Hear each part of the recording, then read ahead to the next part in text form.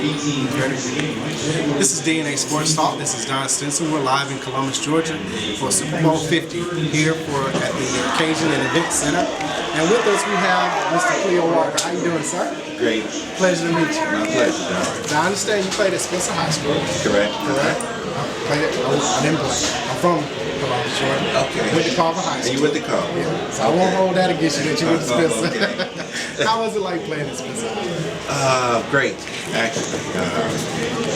We have had one of the legendary coaches in high school football when I played anyway, Otis Spencer. And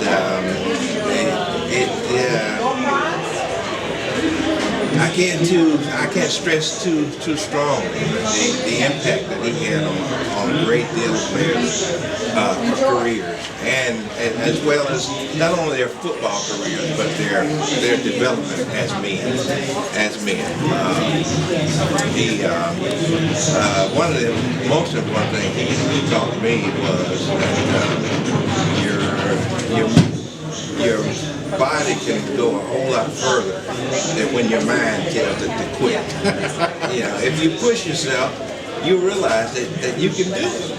And what you're doing is mind over matter. Exactly.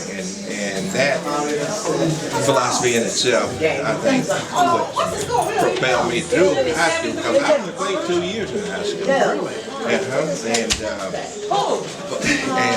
I don't know how deep you want to get into this thing, but as it turned out, Coach Spencer approached me in the hall one day. I was in the band my first 2 years. I played saxophone and clarinet, and he approached me one day in the hall and he asked me what I did around the school, and I told him I was in the band, and he said, he didn't mention any words. He said, I want to see you out on football. And that was it. But as fortune would have it, my freshman and sophomore year, I lived next door to the starting center for Spencer, Robert Dover. And unplanned, I used to work out with him. I'm a little bit at top, but I'm running the streets and he was a physical, I won't say fanatic, but he put a lot of himself into the game. He worked out. He really taught me all of the fundamentals. How to block, how to snap the ball. In fact, snapping the ball itself is what won me my first position at Spencer, because the year that I went out for the team, they didn't have anybody that could snap the ball. And I went out for the team not knowing what position I wanted to play, and it just seemed natural. Since I could snap the ball, and my fundamentals were so sound that I made the starting team my first year out there, and stepping into some big shoes, for sure.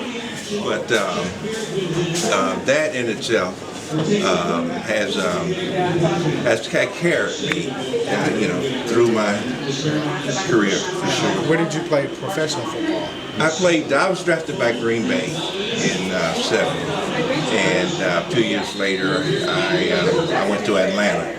Played for them for 2 years. Yeah. You played center and linebacker? Well, I was drafted as a center. Okay. But my senior year, I played both ways. I played linebacker and center. And when I played at Louisville, I played center for 3 years. But my senior year, I played linebacker. But because I could snap the ball so proficiently, they drafted me as a center. They drafted me to snap the ball. But I think I was about 220 pounds. And 220 pounds just don't keep these big NFL linemen up on the line of scrimmage. I could stay in front of them, but heck, I couldn't keep them away from the quarterback. So as destiny again will have it, Zeke Berkowski, the great quarterback, was one of my coaches at that time. Phil Bingston was the head coach, and I pulled Zeke to the side one day and explained to him, what my predicament was to him. And not only did I have to snap the ball, I had to be a regular center, I told him that I had played linebacker before, and I thought I could make a contribution, as a linebacker. At that time, they had Dave Robinson on one side and Fred Carr on the other side. So I was backing both of them up. But you have to be careful what you ask for, right? Because once Zeke, he talked to Binks and got him to move into defense, they didn't relieve me on my offensive team. So I then had two playbooks, the defense and offensive playbook, and it was trying, to say the least, trying to keep up with that.